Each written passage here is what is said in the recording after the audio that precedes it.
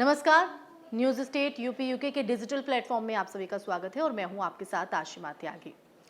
सपा के एक और नेता पर दर्ज हुआ दुष्कर्म का केस, जिसके बाद अब फरार चल रहे हैं। नाम है वीरेंद्र पाल बहादुर, जो कि अखिलेश यादव के बेहद करीबी बताए जाते हैं। तो आपको कुछ याद होगा, थोड़ा पीछे जाएं तो अयोध्या की बात करें, कन्नौज की बात करें, नवाब ब्रांड भी आपने सुना होगा। और अब ऐसे में मऊ से वीरेंद्र पाल बहादुर जो हैं, उनका नाम सामने आया। उनके सहयोगी दुष्कर्म का मुकदमा उन पर दर्ज हुआ है। मुकदमा दर्ज होने के बाद सपा नेता वीरेंद्र बहादुर पाल फरार हैं।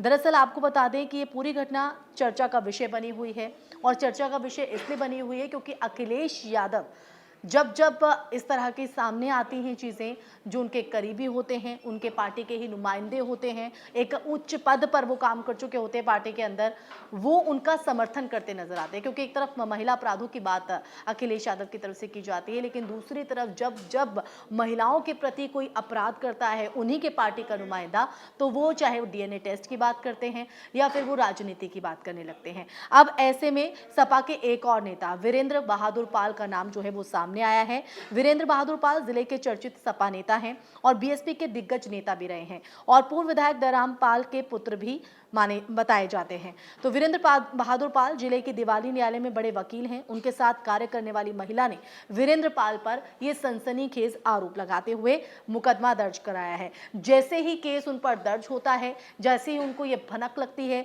तो वीरेंद्र बहादुर पाल जो हैं वो फरार हो जाते हैं। तो महिला वकील की अगर बात करें, पीड़िता की अगर बात करें, तो उनका कहना है कि वीरेंद्र के साथ ही वो कार्य करती थी और वीरेंद्र ने मौका पाकर कोल्ड ड्रिंक में नशीला पदार्थ पिलाकर उसके साथ दुष्कर्म की वारदात को अंजाम दिया गया, और जिसका एक वीडियो भी बना लिया। इस वीडियो के आधार पर कई बार महिला का शोषण जो है वो वीरेंद्र बहादुर पाल की तरफ से किया गया है।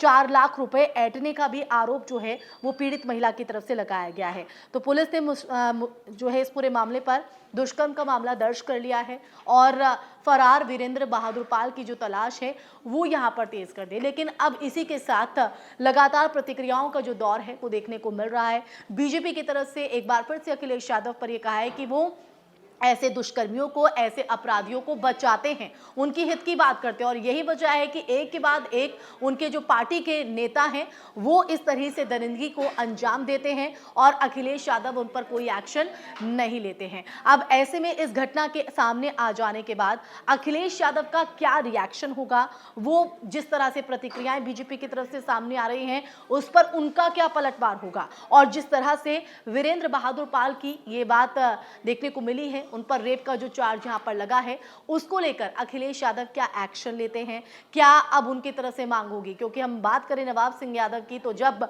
ये पूरा केस सामने आया था तो उनकी तरफ से डीएनए की बात की गई थी कि डीएनए टेस्ट हो, नार्को टेस्ट हो। लेकिन अब एक और नेता जो है समाजवादी पार्टी की तरफ से सामने आ चुके हैं। मऊ से पूरा मामला सामने आया है। इस पर अखिलेश यादव का क्या कदम होगा, क्या एक्शन होगा, और उसके बाद ये राजनीति, सियासी जो लड़ाई है, इस पर कितना देखने को मिलेगी, कहां जाकर रुकेगी, देखना होगा। इसी के साथ नमस्कार।